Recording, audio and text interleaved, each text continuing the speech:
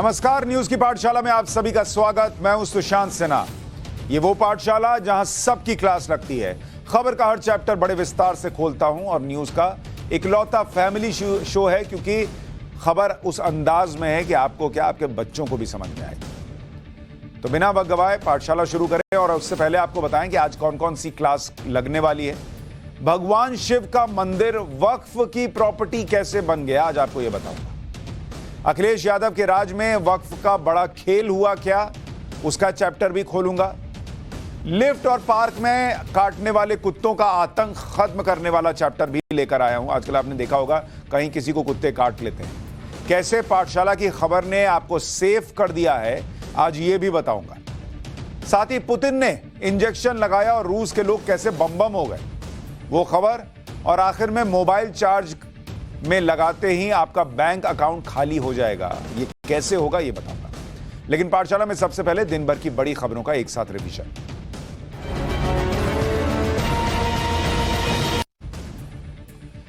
गुजरात में प्रधानमंत्री नरेंद्र मोदी ने एम्बुलेंस को रास्ता देने के लिए अपना काफिला रुकवा दिया। पीएम मोदी अहमदाबाद की सभा के बाद गांधीनगर जा रहे थे।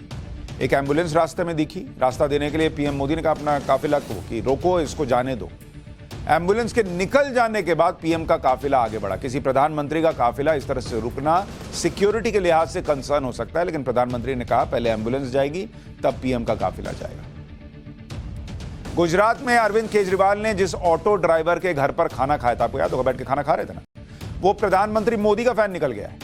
12 सितंबर को केजरीवाल ऑटो ड्राइवर विक्रम दंतानी के घर पहुंचे थे। ऑटो ड्राइवर अहमदाबाद में प्रधानमंत्री मोदी की रैली में बीजेपी का गमछा पहने दिख गया। उसने कहा कि पीएम मोदी का फैन है और ऑटो यूनियन ने कहा था, इसलिए केजरीवाल जी के साथ खाना खा रहा था। कांग्रेस अध्यक्ष पद के 3 नेताओं ने नामांकन भर दिया है। एक है 80 साल के मल्लिकार्जुन खड़गे साहब, दूसरे हैं शशि थरूर जी और तीसरे हैं झारखंड कांग्रेस के नेता केएन त्रिपाठी। अशोक गहलोत चुनावी रेस से पहले ही बाहर हो गए। फिर दिग्विजय सिंह का नाम आया, वो बाहर हो गए। दिग्विजय सिंह ने कहा कि मल्लिकार्जुन खड़गे का समर्थन करता हूं। अब 80 साल के मल्लिकार्जुन खड़गे, जो गांधी परिवार के बहुत करीबी हैं, वो चुनाव लड़ रहे हैं। 1 अक्टूबर से देश में 5G इंटरनेट सेवा शुरू हो जाएगी। पीएम मोदी कल 10 बजे इंडिया मोबाइल कांग्रेस कार्यक्रम में 5G सर्विस शुरू करेंगे। पहले फेज में 13 शहरों में 5G सेवा मिलनी शुरू हो जाएगी। इसमें दिल्ली है, कोलकाता है, लखनऊ है, चेन्नई है, पुणे है, अहमदाबाद है। सरकार का लक्ष्य है कि 3 साल का जो वक्त है उसमें पूरे देश में 5G सर्विस शुरू हो जाए। नोएडा में एक सोसाइटी है, ओमैक्स सोसाइटी, बहुत चर्चित रही, जहां पर आपको याद होगा वो कांड हो गया था, एक महिला पर एक आदमी चिल्लाया, श्रीकांत त्यागी वाला।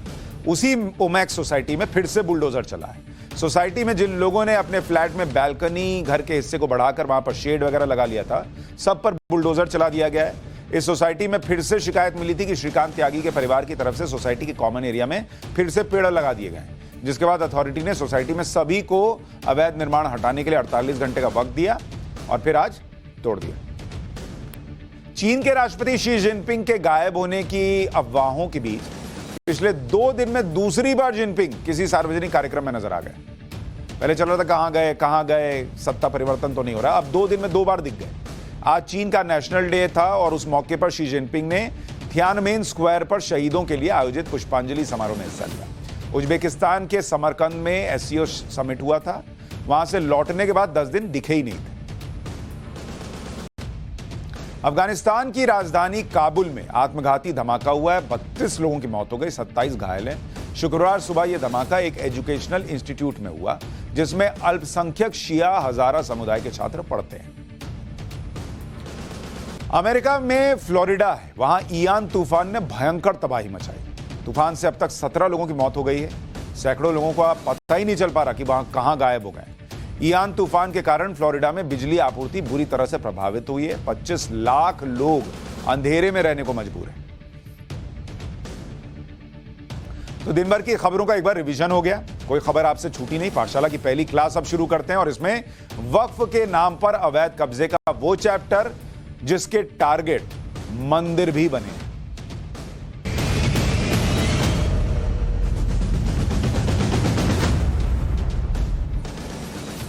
पाठशाला में मैंने आपको वक्फ से जुड़े कई मामले बताए हैं। इनफैक्ट पाठशाला में हमने ही सबसे पहले आपको बताना शुरू किया था कि ये वक्फ का मसला कितना बड़ा है, कैसे उनको असीमित अधिकार मिले हैं, कैसे वक्फ के नाम पर जमीनें कब्जाई गई हैं वगैरह वगैरह, और फिर बाकियों ने कैरी करना शुरू किया। जमीनों पर कैसे कब्जा हुआ, कैसे लैंड माफिया के हवाले इनको किया गया, मोटी कमाई की गई, सब मैंने आपको पहले बताया। आज मैं आपको लखनऊ का एक मामला बताना चाहता हूं। 250 साल से भी ज्यादा पुराने मंदिर की जमीन को कागजों पर चुपचाप वक्फ की जमीन बता दिया गया। ये देख रहे हैं, मंदिर है 250 साल पुराना, वो कागज में वक्फ का हो गया, मंदिर भी वक्फ का हो गया, और इस जमीन को माफियाओं के हवाले कर दिया गया। आपको याद होगा तमिलनाडु की खबर मैंने आपको दिखाई थी, वहां पूरा गांव वक्फ ने अपने नाम कर लिया था, और उसमें भी एक मंदिर था सदियों पुराना, वो भी वक्फ का हो गया था। अब ये लखनऊ से आ रहा है, शिवजी का मंदिर है। यह वक्फ के नाम पर मनमानी का बिल्कुल नया चैप्टर है, जिसे आप सभी को ध्यान से देखना चाहिए। मैं जिस मंदिर की बात कर रहा हूं वो लखनऊ के सादतगंज इलाके में भगवान शिव का मंदिर है, और इस मंदिर के बारे में दावा है कि ये 150-200 साल पुराना है। इस मंदिर की जमीन 1862 के राजस्व रिकॉर्ड में शिवालय के तौर पर दर्ज है, मतलब डॉक्यूमेंट्स हैं कि 1862 में जो राजस्व का रिकॉर्ड था उसमें यह शिवालय की जमीन है। लेकिन 2016 में इस मंदिर की जमीन को वक्फ की संपत्ति के तौर पर दर्ज कर लिया गया, और मंदिर के आसपास की जमीन को भी वक्फ की जमीन पर दर्ज कर लिया गया। पहले आप इस मंदिर से एक रिपोर्ट देखिए, फिर यह सब कैसे हुआ, किसके राज में हुआ, किस लिए हुआ, सब बताऊंगा। ये शिवालय काफी प्राचीन शिवालय है, और इस शिवालय की माता दीन रोड इलाके में लगभग 1 बीघे जमीन थी, जिसे वक्फ ने अपना बताकर अपनी संपत्ति के साथ उसे भी किराए पर उठा दिया, और किराए पर किसी ऐसे वैसे व्यक्ति को नहीं, किसी आम इंसान को नहीं, बल्कि माफिया मुख्तार अंसार की पत्नी आसमा अंसारी के नाम ये संपत्ति किराए पर दी गई। आसमा अंसारी ने इस संपत्ति को बाकी जो रियल एस्टेट के लोग हैं उनको बेच दिया। वक्फ की संपत्ति इसके बगल में थी, लेकिन वक्फ ने इस शिवालय की जमीन पर भी अपना कब्जा कर लिया। जब बात खुली तो शिकायतें हुई। जो मुतवल्ली है, मौजूदा मुतवल्ली, उन्होंने शिया वक्फ बोर्ड और सर्वे आयुक्त के यहाँ शिकायत की। शिकायत में चीजें सामने आई और वक्फ बोर्ड ने अपना पक्ष रखा कि उसकी यहाँ पर कोई जमीन नहीं है, तो असल में जो इसके असली मालिकान है उन्हें ये संपत्ति वापस दे दी जाए, जिसमें ये शिवालय भी शामिल है। देखिए सामने शिवजी का मंदिर आपको नजर आएगा, 2 मंदिर बने हुए हैं। काफी जमीन अभी मौजूदा शिवालय में, लेकिन 1 बीघा जमीन इसके आसपास की थी। अब मोटे तौर पर अभी तक जो आपको मैंने जानकारी दी है उसको आप समझने बैठिएगा, तो इसमें जो कैरेक्टर्स निकल कर आ रहे हैं, अगर आप देखेंगे, एक शिव मंदिर है, और यह शिव मंदिर कई 100 साल पुराना बताया जा रहा है। 1862 का जमीन रिकॉर्ड कहता है कि यह जमीन किसकी है। यह जमीन बताई जाती है कि यह शिव मंदिर की जमीन है, मतलब उसके नाम पर अलॉटेड है। लेकिन इसमें एंट्री किसकी होती है? वक्फ की एंट्री होती है, जो 2016 में इसे अपनी जमीन बता देता है। और इतना ही नहीं, इसमें एंट्री होती है एक और कैरेक्टर की, उसका नाम है मुख्तार अंसारी। वही मुख्तार अंसारी जिसके आजकल बुरे दिन चल रहे हैं, उसकी प्रॉपर्टीज गिराई जा रही है, तोड़ी जा रही है, वो माफिया, उसकी पत्नी को किराए पे दिया जाता है, वो किसी और को बेच देती है, और ये शिव मंदिर की जो जमीन है, जहां कुछ हिस्से पर अभी आप शिवालय देख रहे हैं, वो वक्फ की जमीन हो जाती है। तो आप देख रहे हैं किस तरह से ये चीजें हुई हैं, किसके राज में हुई, अभी बताऊंगा। अब सवाल यह है कि जिस जमीन पर वक्फ एक मंदिर है, वो वक्फ की जमीन कैसे हो सकता है बॉस? क्योंकि वक्फ उस संपत्ति को कहते हैं जो कोई मुस्लिम धार्मिक कार्य के लिए दान करता है। तो पहले से मंदिर है, तुमने कैसे दान कर दिया? कोई मंदिर वक्फ की संपत्ति तो नहीं हो सकता ना। और अगर सरकारी दस्तावेजों की बात करें तो 1862 के राजस्व रिकॉर्ड में यह जमीन हिंदू शिवालय के तौर पर दर्ज है। आपको रिकॉर्ड दिखा रहा हूं, बकायदा सबूत के सामने 7 चीजें रख रहा हूं। यह डॉक्यूमेंट है 1862 का, नहीं, ये 1944 वाला शिवाला पुख्ता वो वाला दिखा रहा हूं, 1862 वाला नहीं दिखा रहा हूं, 1944 वाला दिखा रहा हूं। तो वो कैरी होता हुआ आ रहा है। हैरानी की बात यह है कि वक्फ के कागजात में भी खसरा संख्या 1944, ये खसरा संख्या जमीन की जो एक तरीके से कहिए प्लॉट के बारे में हुआ, जिस जमीन पर मंदिर है, वो शिवालय के रूप में दर्ज है। अब सोचिए, मंदिर का रिकॉर्ड 1862 के राजस्व रिकॉर्ड में दर्ज है, जबकि वक्फ बोर्ड बना कब? 1908 में। तुम्हारा बोर्ड ही 1908 में बना, और 1862 से जो जमीन शिवालय के पास है वो वक्फ की प्रॉपर्टी कैसे हो गई? फिर इस मंदिर की जमीन को वक्फ की जमीन कैसे बता दिया गया? कागज पर साफ साफ शिवालय के बारे में लिखा हुआ है। सवाल यह है कि किसने इसे वक्फ के रिकॉर्ड में दर्ज कर दिया? कैसे हो गया? इसके लिए आपको 2013 का एक हलफनामा दिखाता हूं। यह हलफनामा लखनऊ के ही गोपालगंज के रहने वाले सैयद अब्बास अमीर का है।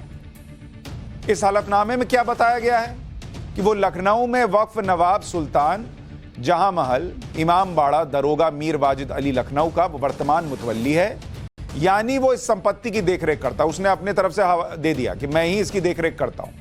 मीर वाजिद अली दरोगा की कुछ जमीन सरकार ने सरकारी काम के लिए ले ली थी, जिसके एवज में सरकार ने मीर वाजिद अली दरोगा को सादतगंज लखनऊ की खाली पड़ी जमीन दे दी। मतलब उसने अपना एफिडेविट दे दिया कि सरकार ने कुछ जमीन मेरी ली तो मुझे बदले में मिल गया ये।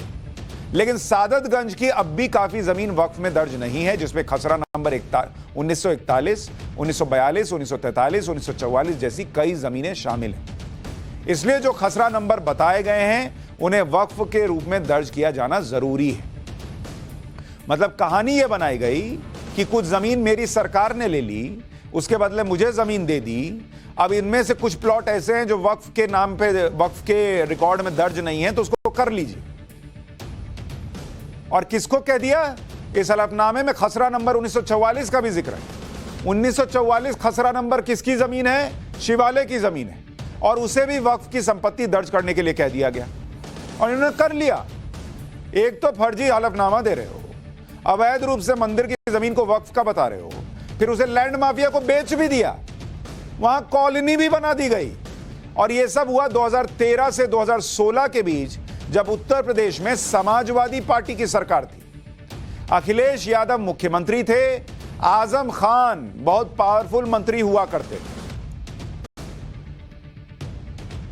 लेकिन ये मामला, ये देखिए रिपोर्ट एक बार बात, पूरी वक्त की देखिए, ये जो रोड है, ये उसके सामने का जो हिस्सा है पूरी वक्त की प्रॉपर्टी, वक्त इसे अपनी प्रॉपर्टी बता रहा है। लेकिन जो जांच हुई है उसमें सामने आया कि ये शिवालय की जमीन है, और वक्फ बोर्ड ने भी सर्वे आयुक्त के यहाँ ये आग्रह किया है कि इस जमीन को जो उसके मालिकान है उनको वापस कर दिया जाए, क्योंकि जो वक्फ नंबर बताए गए हैं वो वक्फ की कभी प्रॉपर्टी रही ही नहीं। तो मतलब कितना बड़ा खेल किया गया। मुख्तार अंसारी जो कि माफिया है, उसने अपनी पत्नी के नाम वक्फ बोर्ड से जो मौजूदा मुतवल्ली थे उनके जरिए इस संपत्ति को किराए पर लिया, और फिर उसे भू माफियाओं को बेच दिया, जिन्होंने इस पूरी जमीन पर प्लॉटिंग कर दी और लोगों ने अपने मकान बना लिए। शिवालय के जमीन पर लोगों के मकान भी बन गए। अब यह मामला तब सामने आया जब शमील शमसी नाम के व्यक्ति ने इन गड़बड़ियों की शिकायत की, जो वक्फ बचाओ मूवमेंट का अध्यक्ष है। एक बार इस शिकायतकर्ता को भी सुन लीजिए।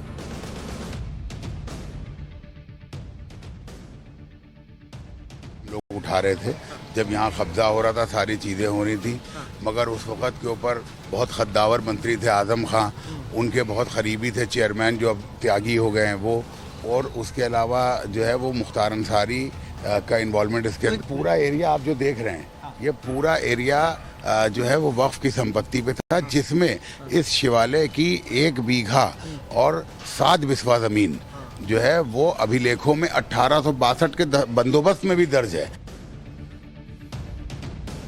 यानी हिंदू जो है वो अपने मंदिर के होने के रिकॉर्ड भी पेश करे, कहीं ज्ञानवापी का केस लड़े, कहीं मथुरा का केस लड़े, कहीं राम मंदिर का केस लड़े, और जहां न लड़े, जो इस तरह के शिवालय हैं जो उतने चर्चित नहीं हैं, उनकी जमीन वक्फ की हो जा रही है। और कुछ लोग कहते हैं इस देश में हिंदू राष्ट्र बनाया जा रहा है। हिंदू तो बेचारा लड़ रहा है, यह हालत हो रखी है उसकी। शिया वक्फ बोर्ड को जब मामले की शिकायत मिली तो जांच कराई गई। मौजूदा मुतवल्ली सैयद हबीब अली ने यह जांच की। फिर सर्वे आयुक्त और शिया वक्फ बोर्ड को लेटर लिखा।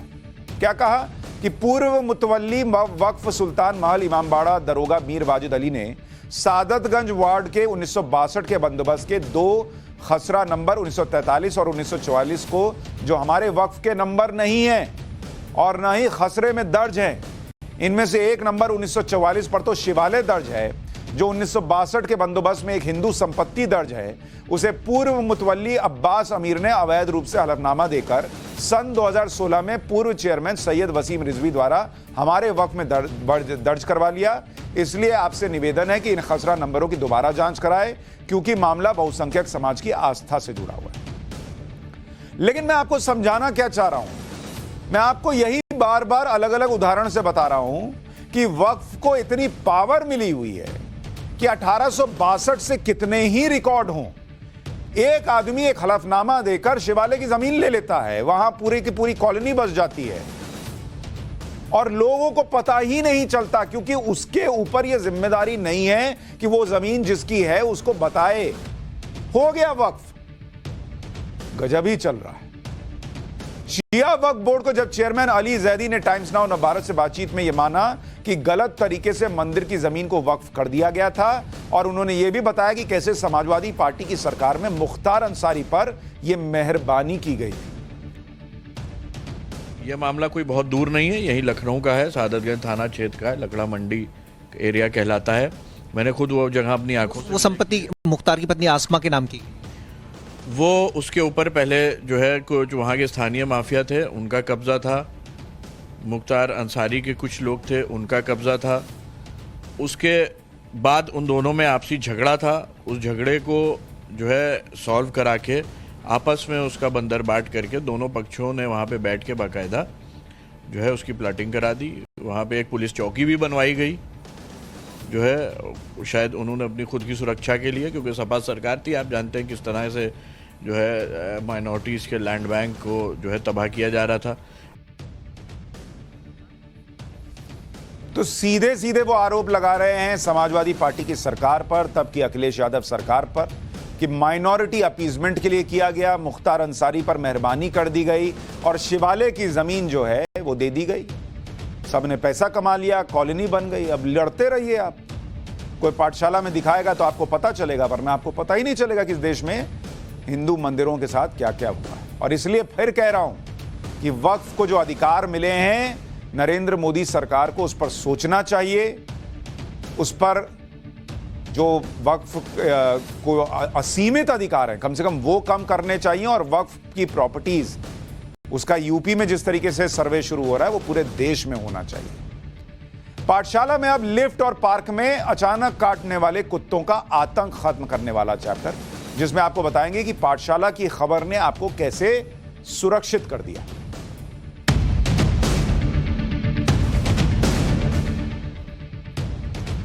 आपको याद होगा, पाठशाला में हमने आपको उन खतरनाक नस्ल के कुत्तों के बारे में बताया था जिन्हें लोग अपने शौक में पाल तो लेते हैं, लेकिन उन्हें यह पता नहीं होता कि इन कुत्तों को हैंडल कैसे किया जाता है, मैनेज कैसे करना है। क्योंकि अचानक आए दिन खबरें आने लगी कि किसी को लिफ्ट में कुत्ते ने काट लिया, किसी को पार्क में काट लिया, किसी के बच्चे को 100 टाके लग गए, ऐसा काट लिया।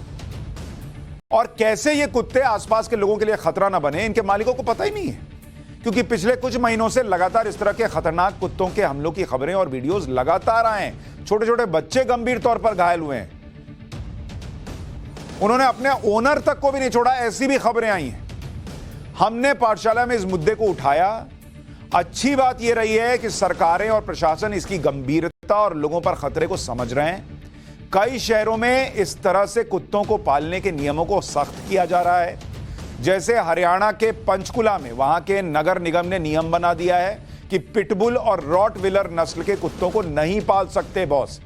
आपको याद होगा, पाठशाला में हमने कहा था ये दोनों बहुत ही खतरनाक ब्रीड हैं कुत्तों के, पिटबुल, और दूसरा आपको बताया था रॉटविलर।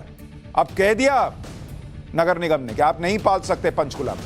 जिन लोगों के पास पहले से पिटबुल है, रॉटविलर है, वो क्या करेंगे, उनके लिए नई गाइडलाइन बना दी गई है। जिन लोगों ने अपने पालतू कुत्तों को रजिस्टर नहीं कराया है, उन्हें रजिस्ट्रेशन करवाना होगा, नहीं तो 2000 रुपए का फाइन लगेगा। इसी तरह से कानपुर में हुआ, पाठशाला में खबर दिखाई, हमने मुद्दा उठाया, नगर निगम ने भी नियम बना दिया कि अब कोई नए पिटबुल और रॉटविलर कुत्तों को नहीं पाल सकता। जिन लोगों के पास पहले से पिटबुल और रॉटविलर है, उन्हें एफिडेविट देना होगा कि कुत्ता काटेगा, हमला करेगा तो सारा इलाज वही कराएंगे और कुत्ते के मालिक के ऊपर पूरा ओनस होगा। मालिक के खिलाफ केस भी दर्ज होगा, कुत्ता घर जा सकता है, मालिक जेल जाएगा। पिटबुल और रॉटविलर के अलावा कानपुर में अमेरिकन बुली और बुलडॉग पालना भी बैन कर दिया गया है। कानपुर में करीब 1500 की संख्या में पिटबुल और दूसरे खूंखार कुत्ते हैं, यानी 1500 कुत्तों के मालिक को इनका बहुत ध्यान रखना होगा बॉस। काटेगा कुत्ता, फंसेंगे आप, क्योंकि अगर उनके कुत्ते ने कोई हमला किया तो भरपाई बहुत महंगी पड़ने वाली है। जो लोग पिटबुल और रॉटविलर को शांत समझते थे, वो अब उन्हें बहुत परेशान करने वाला है। शान से परेशान पर आ गए हैं लोग। कानपुर में पिटबुल को लेकर इतना सख्त नियम बनाने की बहुत सख्त जरूरत भी थी, क्योंकि जिस तरह पिछले दिनों कानपुर में पिटबुल के हमले का एक वीडियो वायरल हुआ था, बहुत भयानक था। 22 सितंबर को कानपुर के सरसैया घाट पर एक गाय पर पिटबुल ने हमला कर दिया। गाय पर पिटबुल ने गाय के जबड़े को जकड़ लिया। गाय मालिक जो है वो और पिटबुल का मालिक जो है वो छुड़ाने की कोशिश करते रह गए। पिटबुल के पर लोहे की रॉड से मार रहे हैं, छोड़ ही नहीं रहा है, नहीं छोड़ा गाय को। आप देख रहे हैं कैसे पकड़ के रखा हुआ है। काफी देर रॉड से पिटाई हुई, तब जाके पिटबुल ने गाय को छोड़ा, लेकिन तब तक गाय को बहुत चोट आ चुकी थी। अच्छा, ऐसा नहीं कि भाई आप इंसान के लिए कह सकते उसने ऐसी कोई हरकत कर दी, कुछ एक होता ना डिफेंड करने के लिए, कुछ उसने कुछ ऐसी हरकत कर दी होगी कि कुत्ता जो है वो नाराज हो गया। गाय ने क्या किया? उसका लटक गया काटने के लिए। गाजियाबाद का केस है भाई, जो कुछ दिन पहले का है। 10 साल के एक बच्चे को पिटबुल ने इस तरह से काटा कि बच्चे के चेहरे पर 150 से ज्यादा टाके आए। यह बच्चा पार्क में खेल रहा था, पिटबुल ने हमला कर दिया। बच्चे का पूरा चेहरा बर्बाद, कान बुरी तरह से जख्मी। हैरान करने वाली बात यह है कि यह कुत्ता बच्चे को पहचानता था, पहले भी पार्क में साथ खेल चुका था, लेकिन एक दिन कुत्ते ने अचानक बच्चे पर हमला कर दिया। लोगों को समझ में आने लगा कि पिटबुल बहुत खूंखार है, इस नस्ल के कुत्ते बहुत खूंखार हैं और इन पर भरोसा नहीं किया जा सकता भाई कि किस दिन क्या कर देगा। ये आप भरोसा ही नहीं कर सकते कि हमला नहीं ही करेगा। कई लोग कहते हैं ना, अरे मेरा अपना कुत्ता है नहीं काटेगा। ये गारंटी पिटबुल के साथ नहीं है कि नहीं काटेगा। और ये तो सिर्फ 2 तस्वीरें दिखाई आपको। पिटबुल के काटने की लंबी चौड़ी लिस्ट है। 11 अगस्त गुरुग्राम, 30 साल की महिला पर हमला कर दिया। 2-3 बार सिर और गले में झपट्टा मारा, महिला लहूलुहान हो गई। 6 अगस्त मेरठ, सड़क पर घूमते हुए पिटबुल का बच्चे पर हमला होता है। पेचकस से जबड़ा खुलवाकर, मुंह में पेचकस डालकर जबड़ा खुलवाया गया, तब बच्चा बचा। 12 जुलाई लखनऊ कैसरबाग, 82 इयर्स की रिटायर्ड महिला टीचर थी, घर में पिटबुल ने हमला कर दिया, महिला की मौत हो गई, अपने मालिक को मार दिया। 27 जून अमृतसर, पड़ोसी के पिटबुल ने 12 साल के बच्चे का कान नोच दिया, बेटे को बचाने में जुटी मां पर भी हमला कर दिया। 13 मई मोहाली और चंडीगढ़, 5 लोगों पर हमला हुआ पिटबुल की तरफ से। 13 फरवरी गुरुग्राम, 6 साल के बच्चे पर हमला हुआ। 12 फरवरी को नोएडा में 10 साल के बच्चे पर हमला हुआ, चेहरे की सर्जरी करानी पड़ गई। 17 जनवरी को नोएडा में ही बच्चा पर हमला हुआ था। देखिए लंबी लिस्ट है भाई। और हमने कम से कम मुद्दा उठाया तो कानपुर में और पंचकुला में कम से कम एक्शन लिया है नगर निगम, और यह देश भर में होना चाहिए। 17 जनवरी के जिस केस की बात मैंने आपको बताई, उसका वीडियो भी आपको दिखाता हूं। यह भी बहुत खतरनाक वीडियो है। गली में जा रहे बच्चे पर पिटबुल कुत्ते ने अचानक हमला कर दिया। बच्चा बुरी तरह से चिल्ला रहा था, एक महिला ने उसे बचाने की कोशिश की। पिटबुल ने बच्चे को नहीं से नहीं छोड़ा। बाद में एक शख्स ने पिटबुल पर बैट से हमला किया, तब भी बहुत देर के बाद उसने बच्चे को छोड़ा। एक बार वीडियो दिखाइए फुल फ्रेम। ये आप तस्वीर देख रहे हैं कैसे बच्चा करा रहा है, उसको जो लेडी है वो छुड़ाने की कोशिश कर रही है और कुत्ते ने एकदम दबोच रखा है। आसपास लोगों को समझ में नहीं आ रहा कि क्या करें। कुछ लोग एक तो तमाशा देख रहे हैं, महिला छुड़ा नहीं पा रही है, बच्चा जो है वो बाप बाप कर रहा है। ये हालत है। 17 जनवरी 2022 नोएडा की तस्वीर है ये। एक आदमी आता है, वो बैट से मारना शुरू करता है। अच्छा, उसको ये है कि मैं मार रहा हूं, कहीं पलट के मुझे ना काट ले। तब जाके कुत्ता बहुत देर बाद छोड़ता है। तब तक तो बच्चे की हालत बर्बाद हो गई। पिटबुल कितना खतरनाक होता है, इसे आंकड़ों से आपको समझना चाहिए। अमेरिका में पिटबुल वहां के कुत्तों की कुल आबादी का सिर्फ 6% है, लेकिन जो कुत्ते के हमले होते हैं अमेरिका में, उसका 68% पिटबुल के सिर पर है, यही काटता है। 2011 की एक रिपोर्ट के मुताबिक अमेरिका में हर 14 दिन में पिटबुल एक व्यक्ति की जान ले लेता है। हर दिन कम से कम 2 लोगों को घायल करता है। इस रिपोर्ट के मुताबिक पिटबुल जैसी नस्ल को वैसे ही रेगुलेट करना चाहिए जिस तरह से आप तेंदुए को रेगुलेट करते हैं। पिटबुल इतने खतरनाक क्यों होते हैं, इसकी भी वजह है। पिटबुल दूसरे कुत्तों की तुलना में जल्दी गुस्सा होते हैं। इनमें न्यूरोट्रांसमीटर एल टायरोसिन ज्यादा होता है, जिससे एंगर लेवल ज्यादा हो जाता है। एक बार हमला करने पर पिटबुल कम से कम 15 मिनट तक नहीं छोड़ता। कई लोग ऑफिस में अपने बॉस को भी बोलते हैं एकदम पिटबुल जैसा। क्यों? क्योंकि बॉस गुस्सा ज्यादा करता है। तो लोगों को यह तो पता है कि बॉस पिटबुल जैसा व्यवहार करता है, गुस्सा ज्यादा करता है, लेकिन वो ये नहीं सोचते कि यही गुस्सा पिटबुल में लोगों के लिए कितना खतरनाक होता है। 15 मिनट नहीं छोड़ता। 15 मिनट तो बहुत होता है काटने के लिए। इनके हमला करने का तरीका सबसे खतरनाक होता है। यह मगरमच्छ की तरह शिकार को जबड़े में दबोच लेता है और जबड़े में जकड़कर शिकार को तब तक हिलाता रहता है, झंझोड़ता रहता है, जब तक हमले वाला जो अंग है वो शरीर से अलग नहीं हो जाता। इसलिए दुनिया के 41 देशों में पिटबुल को पालने पर बैन है। यूके ने तो 1991 के डेंजरस डॉग्स एक्ट के तहत पिटबुल समेत 4 नस्लीय डॉग्स की ओनरशिप और ब्रीडिंग पर प्रतिबंध लगा रखा है। 91 से प्रतिबंधित नस्ल के कुत्ते पालने पर यूके में अनलिमिटेड फाइन और 6 महीने की जेल हो सकती है। प्रतिबंधित कुत्ते को मार दिया जाता है। न्यूजीलैंड में प्योर ब्रीड पिटबुल की ओनरशिप और इसे बाहर से इंपोर्ट करने पर बैन है। न्यूजीलैंड में अगर कुत्ते के हमले में सीरियस इंजरी हो गई तो $20,000 तक का फाइन लगता है और 3 साल की जेल भी होती है। पिटबुल का इतिहास भी आपको जानना चाहिए कि इसका नाम पिटबुल पड़ा कैसे। मतलब आप समझ रहे हैं तो पूरा समझ जाइए। देखिए है क्या कि इसको पालने पर ऐसे ही बैन नहीं लगता। 18वीं सदी में जो ब्रिटेन में बुल बेटिंग खेल काफी लोकप्रिय था। इस खेल में एक सांड को क्या करते थे कि गड्ढे यानी पिट में लोहे के खंभे से बांध देते थे। उस वक्त टीवी नहीं था, मोबाइल था, लोगों को कुछ मजा नहीं आता था, तो ऐसा फालतू का काम करते थे। सांड को बांध दिया, फिर सांड की रस्सी लगभग 30 फुट लंबी होती थी। उसके बाद क्या करते थे कि उस गड्ढे में एक कुत्ता छोड़ते थे जो आज की डेट में पिटबुल कहलाता है। तो गड्ढा क्या कहलाया? पिट। और किससे लड़ने गया? बुल से। तो इसलिए जो लड़ने जाता था कुत्ता, उसका नाम इन लोगों ने रख दिया पिटबुल। 1835 में ब्रिटेन में यह खेल प्रतिबंधित हो गया था। इसके बाद पहले विश्व युद्ध के दौरान अमेरिका में पिटबुल का इस्तेमाल सेना में भी किया जाने लगा। पहले विश्व युद्ध के दौरान पिटबुल की तस्वीरें अमेरिकी सेना के भर्ती पोस्टरों में लगती थी। इसी तरह एक कुत्ता है रॉटविलर। रॉटविलर भी बहुत लोग पालते हैं, लेकिन अगर आप देखने जाएंगे कि फ्रांस, इटली, रूस, इजराइल, स्पेन, यूक्रेन, अमेरिका, कई देशों में और वहां के कई राज्यों में इस पर बैन है। रॉटविलर का इतिहास यह है कि इस कुत्ते का इस्तेमाल गाड़ियों को खींचने, मवेशियों और फसलों को बचाने के लिए किया जाता था। बाद में रॉटविलर को पुलिस डॉग के तौर पर इस्तेमाल किया जाने लगा। पहले और दूसरे वर्ल्ड वॉर में इसका खूब इस्तेमाल हुआ। रॉटविलर भी बहुत आक्रामक है।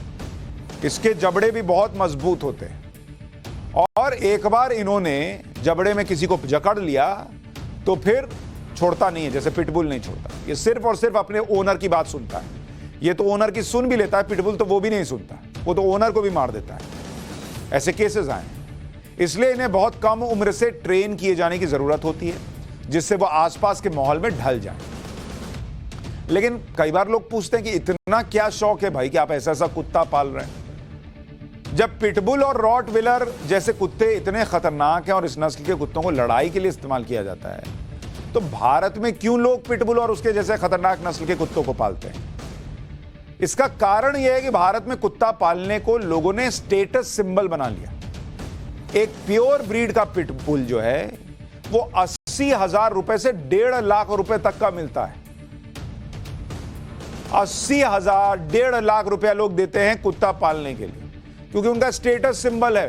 भाई आम आदमी, गरीब आदमी 80,000 का कुत्ता थोड़ा ही पालता है। इसी तरह से रॉटविलर भी 1 लाख रुपए में मिलता है। बहुत महंगे कुत्ते हैं ये, और सोचिए किसी की जिंदगी पर इनका बाहर कितना महंगा पड़ता है। इन खतरनाक कुत्तों को लोग इसलिए पसंद करते हैं क्योंकि इनकी यूएसपी ही अग्रेशन है। लेकिन लोग कुत्ता पाल तो लेते हैं, मालूम होता नहीं कि पालना कैसे है, जरूरत क्या है कुत्ते की, इन्हें कैसा माहौल देना है, इन्हें कैसे हैंडल करना है।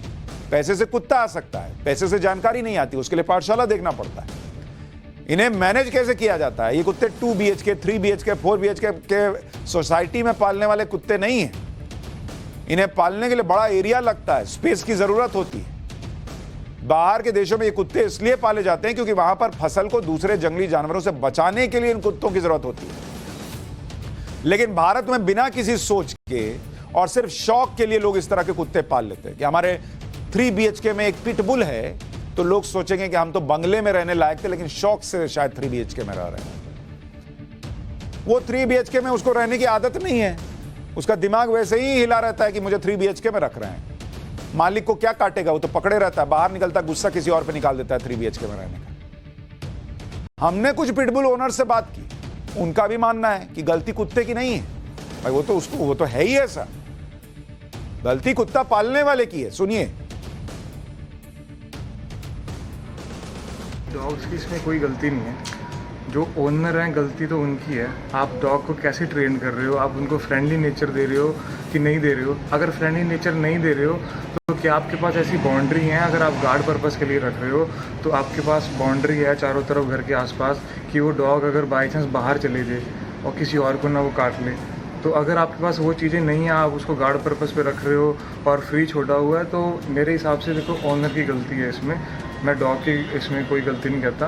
मैंने रॉटवीलर भी पाला था पहले, पिटबुल भी मैंने 2-3 बार डॉग पाला है। तो पिटबुल का ये है अभी 7-8 महीने का जब ये होता है तो ये बिहेवियर चेंज कर देता है, तो मालिक कोई पढ़ने लग जाता है। जैसे पिटबुल में ये है, मैंने 3 बार पिटबुल रखा और 3 बार ही मैंने दे दिया किसी को। मैंने फिर फैमिली में रखने लायक डॉग नहीं है तकरीबन, प्रतिबंध सही है। जो लोग 3-3 बार पाल चुके हैं वो भी कह रहे हैं कि फैमिली में रखने वाले लायक कुत्ता नहीं है। कुत्ते पालने वाले लोगों को यह ध्यान रखना चाहिए कि उनके पशु प्रेम के चक्कर में आसपास के लोगों की सुरक्षा से कोई खिलवाड़ ना हो। जिन लोगों के पास खूंखार प्रजाति के कुत्ते हैं या उन्हें डर है कि उनका कुत्ता किसी पर हमला कर सकता है, तो ऐसे लोगों को अपने कुत्ते के मुंह पर मजल लगाना चाहिए। मजल भी कैसा होना चाहिए इसका भी बहुत ध्यान रखना चाहिए। मैं आपको 2 तस्वीरें दिखाता हूं। इसमें एक तस्वीर में कुत्ते के मुंह को मजल में पूरी तरह से बंद किया गया है। क्या वो ऐसा आगे से उसका मुंह दबा देता है, ये इसका मुंह बंद हो जाता है, लेकिन ये तरीका सही नहीं है। इससे कुत्ता क्या है और अग्रेसिव हो सकता है, क्योंकि इस मजल से कुत्ते को बहुत परेशानी होती है। उसका मुंह बंद हो गया, कई बार वो मुंह से सांस लेता है, मुंह बंद है, सांस लेने में दिक्कत आ रही है, तो और चिड़चिड़ाएगा, खुलेगा तो हो सकता है आपको ही काट ले। तो ये वाला बहुत इफेक्टिव नहीं है। सही मजल दूसरी तरफ की तस्वीर में जो ग्रीन टिक देख रहे हैं वो वाला है, उसमें मुंह पे ऐसा भोंपू जैसा लगा हुआ है। ये जो मजल है इसको कॉलर मजल कहते हैं। एक बार फुल फ्रेम डालिए तो लोगों को बड़ा बड़ा दिखेगा। ये है कॉलर मजल। इस मजल में कुत्ते को परेशानी नहीं होती, उसका पूरा मुंह खुला है ना भाई, मुंह से सांस लो, भौंको, कुछ भी करो, उसको दिक्कत नहीं है। अच्छा, हमला भी करता है तो वो काट नहीं पाएगा, क्योंकि वो मजल जो है वो उसके जबड़ों को लोगों तक पहुंचने नहीं देगा। तो यानी कुत्ता पालने का शौक है तो बड़े शौक से पालिए, लेकिन लापरवाही मत कीजिए। छोटी छोटी बातों का ध्यान रखिए।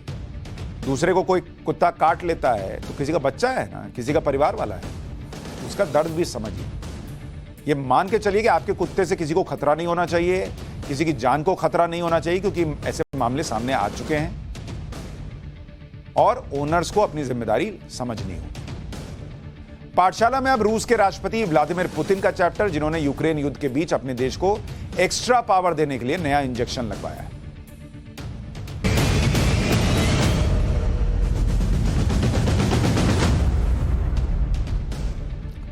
यूक्रेन युद्ध को 7 महीना हो गया। कई लोग कह रहे हैं कि पुतिन इस युद्ध में ऐसे फंस गए हैं जहां से निकलना मुश्किल है, लेकिन पुतिन इस नैरेटिव को तोड़ना चाहते हैं। इसलिए उन्होंने युद्ध को नया ट्विस्ट दिया और यूक्रेन के 4 नए इलाकों को रूस में मिला लिया और इससे बहुत बड़ा इवेंट भी बना दिया। क्योंकि अभी तक लोग ये कह रहे थे अरे रूस से तो हो नहीं रहा, ये तो हरा नहीं पा रहे, ये तो कुछ कर नहीं पा रहे। तो इन्होंने क्या किया, यूक्रेन का 4 इलाका अपने में सटा लिया। और ऐसा नहीं कि चुपचाप सटा लिया, इसको इवेंट बनाया, पब्लिक को बताया कि देखो हम जीत रहे हैं। ये तस्वीरें हैं उस इवेंट की, देखिए कितना भव्य इवेंट हो रहा है। ये इवेंट इसलिए क्योंकि पुतिन अपने लोगों में जोश का नया इंजेक्शन लगाना चाहते हैं, जिससे कहीं से भी ये मैसेज ना जाए कि युद्ध में रूस फंस गया है या फिर पुतिन अपने मकसद में कामयाब नहीं हो पा रहे। यही बताने के लिए आज रूस की राजधानी मॉस्को में एक बहुत बड़ा इवेंट हुआ, पुतिन ने करवाया। ग्रैंड क्रेमलिन पैलेस है ये, जहां की आप तस्वीरें देख रहे हैं। इसमें सेंट जॉर्ज हॉल है, वो दक्षिण पूर्वी यूक्रेन के विलय का कार्यक्रम हुआ यहां पर। देख रहे साइन वाइन हो रहा, अभी क्या हुआ बताऊंगा। इस हॉल में बड़ी संख्या में लोग थे। यहीं पुतिन ने इस विलय का ऐलान किया। विलय के समझौते पर यूक्रेन के 2 अलगाववादी नेता और रूस के 2 अलगाववादी अधिकारियों ने हस्ताक्षर कर दिए, जिसके बाद पुतिन के साथ मंच पर मौजूद सभी लोगों ने नारे लगाए। इन लोगों ने एक दूसरे का हाथ पकड़ लिया, जैसे हमारे यहाँ विपक्ष नहीं पकड़ता है कि हम अभी हरा ही देंगे नरेंद्र मोदी, वैसे ही हाथ पकड़े और पूरे विलय को सेलिब्रेट किया। बम बम हो गई पब्लिक, जीत गए। 4 अभी हुआ है, अभी पूरा यूक्रेन मिला लेंगे। पुतिन मंच से लोगों को संबोधित भी कर रहे थे और कह रहे थे कि लाखों लोगों ने रूस में शामिल होने की इच्छा जताई, जिसका हमने सम्मान किया। अब रूस में जिन 4 इलाकों का विलय हुआ है वहां रूसी प्रशासकों की नियुक्ति होगी। अगले हफ्ते रूसी संसद के दोनों सदनों में इस विलय पर आधिकारिक मुहर भी लग जाएगी। पुतिन ने इस तरह का इवेंट 2014 में भी किया, याद है आपको, जब रूस ने क्रीमिया के इलाके को अपने देश में मिला लिया था। क्रीमिया के रूस में विलय को आज तक दुनिया ने मंजूरी नहीं दी। मत दीजिए, पुतिन को परवाह ही नहीं, वो उसने मिला लिया, वो चला रहा है, आप मानिए ना मानिए, और ना अब वो परवाह कर रहे हैं। लोग यूक्रेन वाला भी थोड़े मानेंगे, मिला लिया, अब वहां रूस के अधिकारी रहेंगे, वो चलाएंगे। जब उन्होंने यूक्रेन के 4 इलाकों को रूस में मिला दिया है तो आपके मानने ना मानने से क्या होगा। देखिए, यूरोप और अमेरिका भले कुछ भी कहते रहें, लेकिन पुतिन ने पूरा नक्शा बदल दिया है। 2014 के बाद यह दूसरा मौका है जब रूस का नक्शा बदला है। 2014 से अब तक क्या बदलाव हुए वो आपको समझा देता हूं। 2014 में ये रूस का मैप ऐसा था, इस मैप में ना क्रीमिया था, ना किसी दूसरे देश का हिस्सा था। 2014 से पहले रूस का आधिकारिक मैप यही हुआ करता था, रूस ऐसा ही इसे दिखाता था। लेकिन 2014 के बाद रूस के पक्ष में कई चीजें बदल गई। 2014 में रूस ने क्रीमिया पर कब्जा कर लिया और अपने देश में उसे मिला लिया, जिससे रूस का आधिकारिक मैप बदल गया और क्रीमिया भी रूस का हिस्सा दिखने लगा। ये छोटा सा हिस्सा जो आप देख रहे हैं क्रीमिया का, जो पीला हो गया नीचे, यूक्रेन के नीचे देख रहे हैं, इधर यूक्रेन लाल, उसके नीचे पीला, ये क्रीमिया देखिए, उसको पीला कर दिया, रूस में मिला लिया, सटा लिया। अब सितंबर 2022 का आपको मैप दिखाता हूं, यानी आज से बदला हुआ मैप। रूस ने यूक्रेन के 4 इलाकों पर कब्जा कर लिया। ये 4 इलाके जो हैं वो हैं लुहांस्क, दोनेस्क, दक्षिण जापोरिजिया और खेरसॉन। अब वो यूक्रेन का जो आप लाल लाल देख रहे हैं उसमें भी अगर आप देखिएगा तो 4 हिस्सा ऑरेंज हो गया। तो वो चारों रूस ने कहा कि ये भी हमारे हो गए। ये चारों जगह मिलाकर यूक्रेन का कुल 15% इलाका अब रूस के हाथ में, रूस का हिस्सा बन गया है। यानी यूक्रेन के 15% इलाके को पुतिन रूस में मिला चुके। अब बाकी 85% पर पुतिन की नजर है। देखिए, इन 4 इलाकों में रूस ने ऐसे ही कब्जा नहीं किया। कब्जे से पहले यहां एक रेफरेंडम हुआ। आप सोचेंगे कि रूस और यूक्रेन में युद्ध हो रहा था, तो फिर रेफरेंडम कहां से आया, मतलब लोगों से पूछने की बात कहां से आई। अच्छा, रेफरेंडम क्या होता है, रेफरेंडम से किसी देश को कैसे अपने साथ मिलाया जा सकता है। रेफरेंडम को हिंदी में जनमत संग्रह कहते हैं। जिस तरह से चुनाव में वोट डाले जाते हैं, उसी तरह से जनमत संग्रह में भी वोट डालते हैं लोग। लेकिन इसमें वोट किसी उम्मीदवार को चुनाव जिताने के लिए नहीं पड़ता। जनमत संग्रह में सामान्यतः एक सवाल पूछा जाता है, जिसका जवाब हां या ना में देना होता है। जिसके पक्ष में ज्यादातर लोग होते हैं वो फैसला लागू कर दिया जाता है। यह है जनमत संग्रह। इसी तरह से रूस ने युद्ध में यूक्रेन के जिन 4 इलाकों पर कब्जा किया था, वहां जनमत संग्रह कराया, लोगों से पूछा कि क्या आप रूस में आना चाहते हैं। 4 इलाके बताया आपको, लुहांस्क, दोनेस्क, दक्षिण जापोरिजिया और खेरसॉन। जापोरिजिया सुनने में पिज्जा टाइप का कुछ नाम लग रहा है, जैसे कोई पिज्जा हो। खैर, 23 से 27 सितंबर के बीच यहां जनमत संग्रह कराया गया। लोगों से सवाल पूछा गया कि क्या वो रूस में शामिल होना चाहते हैं। रूस के दावे के मुताबिक जनमत संग्रह में लोगों ने रूस में शामिल होने के पक्ष में मतदान कर दिया। इसलिए ये चारों इलाके रूस में शामिल हो गए। अब यह समझिए कि यूक्रेन के जिन 4 इलाकों में जनमत संग्रह हुए, वहां के कितने प्रतिशत लोगों ने रूस में शामिल होने की मंजूरी दी। लुहांस्क के 98.4% लोगों ने कहा कि वो रूस में शामिल होना चाहते हैं। दोनेस्क के दावा है रूस का कि दोनेस्क के 99.2% लोगों ने कहा कि हमको रूस के साथ जाना है। दक्षिण ज़पोरिजिया के 93% से ज्यादा लोगों ने कहा और खेरसॉन के 87% लोगों ने कहा कि रूस में शामिल होने के पक्ष में है। उन्होंने वोट किया। लेकिन पश्चिमी देश और अमेरिका इसका विरोध कर रहे हैं और इसे फर्जीवाड़ा बता रहे हैं। पश्चिमी देश ये कह रहे हैं कि यह बंदूक के जोर पर कराया गया जनमत संग्रह। अब सवाल यह है कि एक तरफ तो रूस और यूक्रेन में युद्ध चल रहा है, दूसरी तरफ रूस ने यूक्रेन के 4 इलाकों को अपने देश में शामिल कर लिया। ऐसे में यूक्रेन के पास ऑप्शन क्या बचा? यूक्रेन के पास ज्यादा ऑप्शन नहीं है बॉस। यूरोप और अमेरिका से हथियार लेकर वो मुश्किल से रूस से किसी तरह से युद्ध लड़ पा रहा है। ज्यादा से ज्यादा यूक्रेन यूएन में रूस की शिकायत कर सकता है। रूस को फर्क ही नहीं पड़ रहा, उसको सुनना ही नहीं है। दुनिया से रूस पर कड़े प्रतिबंध लगाने की मांग कर सकता है। प्रतिबंध तो आप लगा ही रहे हैं, उससे भी रूस को फर्क नहीं पड़ा। उसने पलट के आपके गैस की सप्लाई रोक दी, आप ठंड में हालत खराब हो जाएगी, छुआड़ा बन जाएगी। लेकिन ये वो बातें हैं जो यूक्रेन पहले से करता रहा है, कुछ नया तो है नहीं इसमें, तो फिर वो करेगा क्या? दुनिया रूस के इस कदम पर क्या करेगी भाई? अमेरिका साफ कर चुका है कि वो रूस के इस जनमत संग्रह को नहीं मानता। मत मानो। यूरोपीय संघ ने रूस पर नई पाबंदी लगाने के संकेत दिए, लगा दो। नॉर्वे कह रहा है कि वो रूस के लोगों की एंट्री बैन करने पर विचार कर रहा है, कर दो। जैसे वो नॉर्वे जाए बिना जो है वो मर जाएंगे, ऐसा आप दिखा रहे हो। जर्मनी ने कह दिया है कि लोगों को जनमत संग्रह से वोटिंग के लिए डराया धमकाया गया। बोल लो, लेकिन सच तो ये कि अब वो रूस में शामिल हो गए। तो कोई भी बहुत इफेक्टिव रास्ता दिख नहीं रहा है। पुतिन ने आज जो किया, उसने यूक्रेन युद्ध के नए ट्रिगर को भी दबा दिया। इस वक्त यूक्रेन युद्ध की स्थिति क्या है आपको पता है? दक्षिण पूर्वी यूक्रेन से रूस की सेना अब सेंट्रल यूक्रेन की तरफ बढ़ रही। अभी पुतिन की सेना खरसोन के पास है और यहां से ये मिकोलैव की ओर बढ़ रही। ओडेसा में भी रूस की तरफ भारी बमबारी हो रही है। इसके अलावा खार्किव और कीव पर रूसी सेना की बमबारी चल रही है। पुतिन ने जो 4 नए इलाके रूस में मिलाए, उससे साफ है कि युद्ध अभी लंबा चलेगा। यह दुनिया के लिए बहुत बुरी खबर है, खासतौर पर यूरोप के देशों के लिए, जहां सर्दियों में बुरा हाल होने वाला है। मैंने आपको कल विस्तार से पाठशाला में बताया था। ठंड आ रही है, रूस गैस की सप्लाई नहीं करेगा, हीटर नहीं जलेगा, लोग ऊपर। पुतिन से भले ही दुनिया यह कह रही है कि युद्ध से किसी का भला नहीं होगा, लेकिन वो अपने मकसद को लेकर अड़े हैं और इसी वजह से उन्होंने कुछ दिन पहले पार्शियल मोबिलाइजेशन का ऐलान किया था, जिसमें 3 लाख रिजर्व सैनिकों को युद्ध के लिए भेजा जा रहा था। जबकि बहुत संख्या में ऐसे लोग हैं जो इसमें जाना नहीं चाहते, वो रूस से निकलना चाहते हैं, जो आपको मैंने खबर बताई थी। दुनिया भले ही पुतिन को कुछ भी कहती रहे, यूक्रेन के इलाकों को जिस तरह से वो रूस में मिला रहे हैं, उससे पुतिन का एजेंडा क्लियर है। पुतिन रूस को एक बार फिर से सोवियत संघ की तरह शक्तिशाली बनाना चाहते हैं। पुतिन रूस का उसी तरह से विस्तार करना चाहते हैं जैसा सोवियत संघ में हुआ करता था।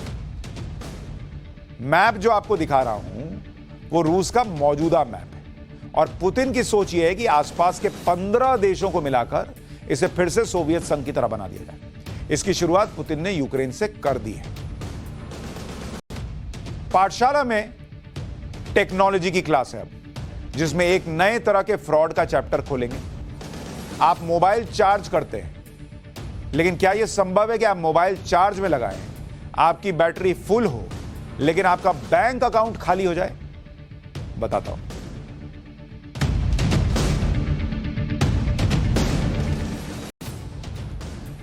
जितनी तेजी से टेक्नोलॉजी एडवांस हो रही है, उतनी तेजी से ऑनलाइन साइबर ठगी के मामले भी बढ़ रहे हैं।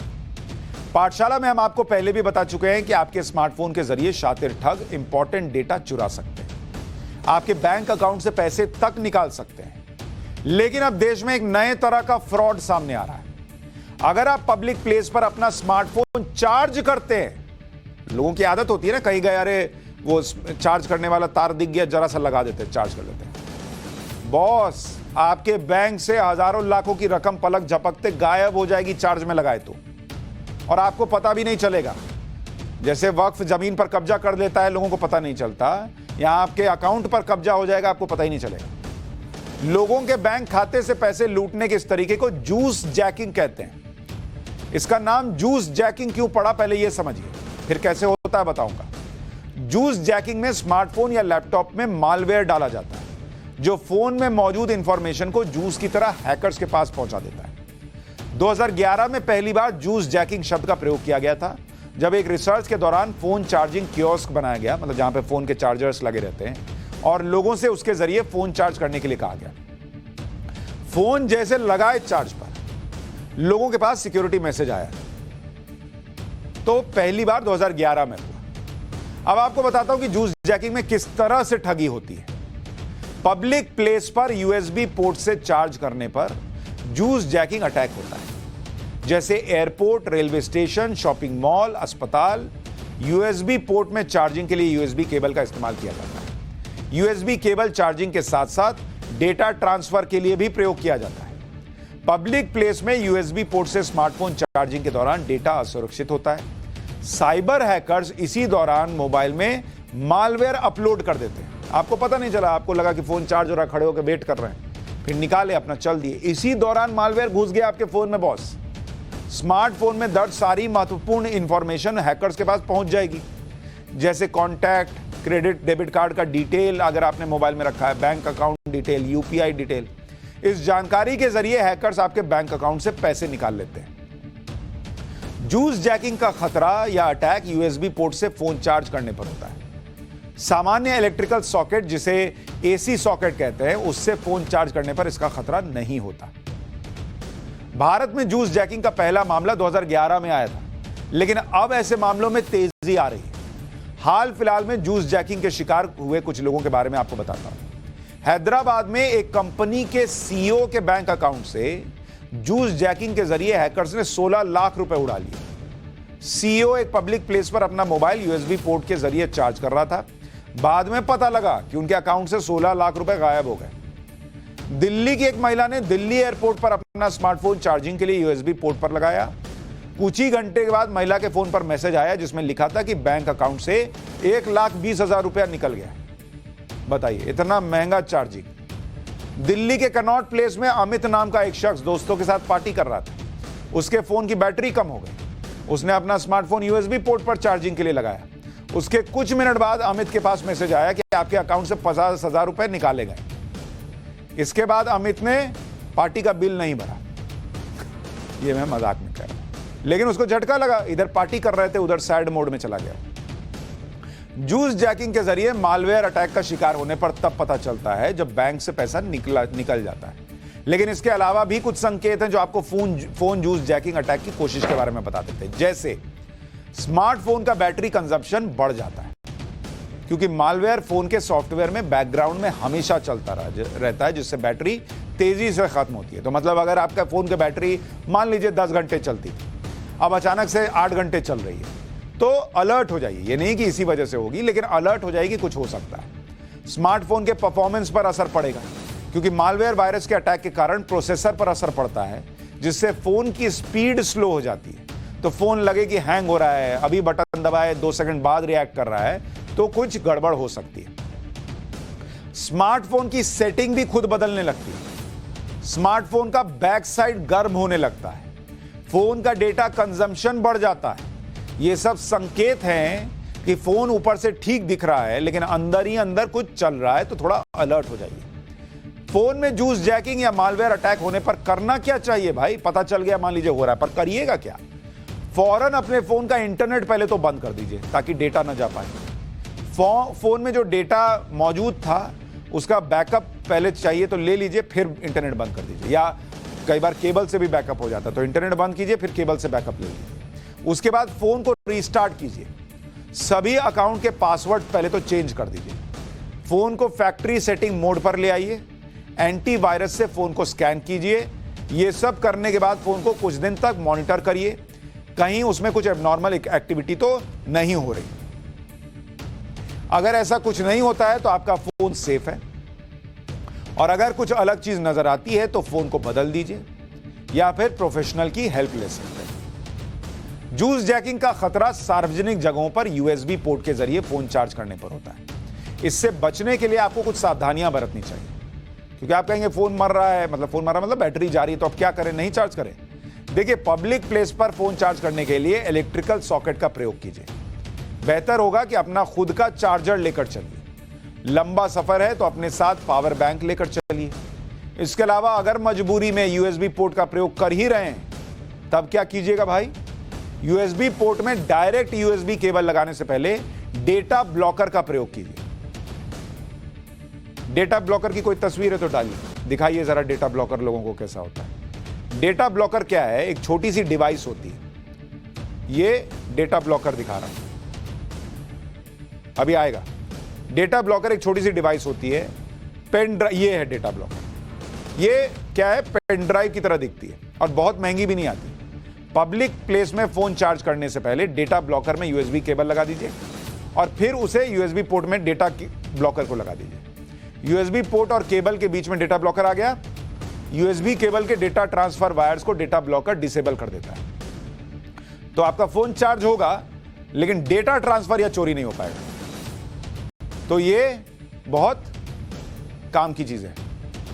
अच्छा, एक चीज आपको काम की और बता दूं, अगर आप न्यूज की पाठशाला को मिस कर देते हैं तो आप पाठशाला की हाइलाइट्स जो हैं वो सुबह 8:30 बजे भी देख सकते हैं। डेटा ब्लॉकर की जरूरत है, हमारे आपके बीच कोई ब्लॉकिंग नहीं है। खुल के पाठशाला देखिए और सीखिए भी, पढ़िए भी, जानिए भी और पास होकर निकलिए। पाठशाला में आज के लिए इतना है।